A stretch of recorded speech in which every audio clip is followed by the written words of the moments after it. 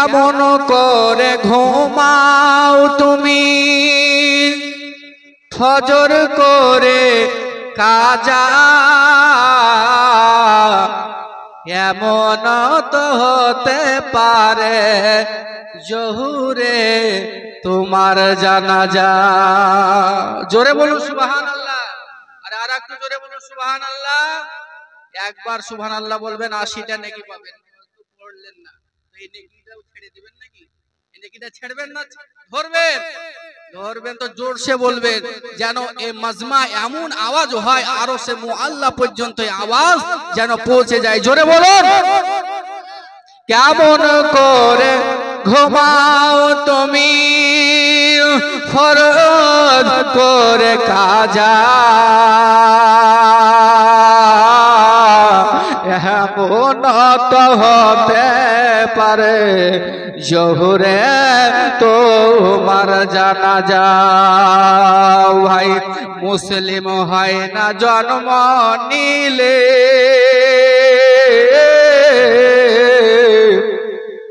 ও ভাই মুসলিম হয় না জন্ম নিলে, মুসলমানের ঘরে কাফের বেদিন তফাতটা হয় নামাজের উপরে। জোরে বলুন সুবহানাল্লাহ। আরে কাফের বেদিন তফাতটা হয় নামাজের উপরে।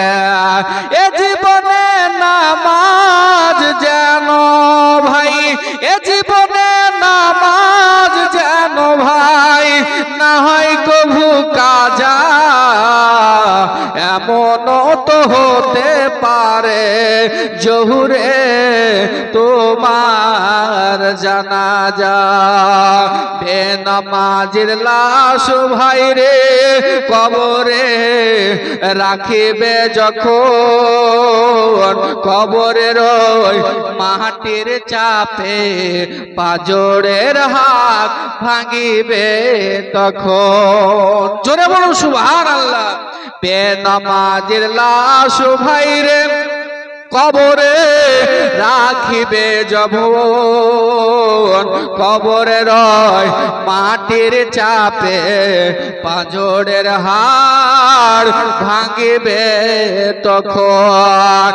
বিষাক্ত ওই সাপের ছোবল ভাই, বিষাক্ত ওই সাপের ছোবল ভাই বেনামাজির সাজা, কেমন করে ঘুমাও তুমি ফজর করে কাজা,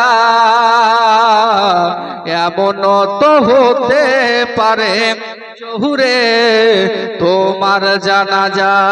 আল্লাহুম্মা